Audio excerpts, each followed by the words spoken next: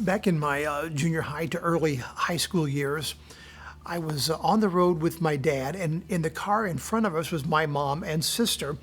And we were making a trip home from where we had a cabin on the church campgrounds in Clay City, Indiana, driving home to Columbus, Indiana. I know, scintillating story, right?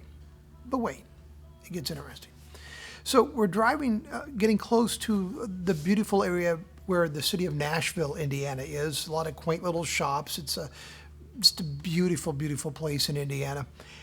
And in Nashville at the time was a drugstore that still had a soda fountain, and they had really good sodas. And my dad and I started talking about this place, and he said, let's try something. I believe we can send mom a message with our minds and get her to go stop for a soda. And I thought, that's great. So we started thinking it to mom, stop for a soda, stop for a chocolate soda.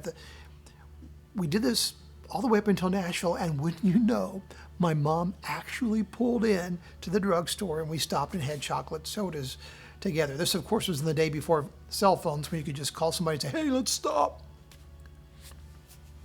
This past week, I was out for a walk and it hit me. Mom and Dad planned to do that before they ever took off for the trip. Duh.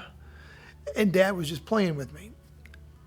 Now, I like to think I'm not a dumb guy, but sometimes I qualify. My blessing for you today is may God really give you the blessing of being in sync with some important truth in your life, in sync with something beautiful and joyful that He has for you. May God really help you to get the message and be in sync with that. May you have the blessing of that, and maybe you can enjoy a chocolate soda as a result. May that blessing be yours in the name of Jesus.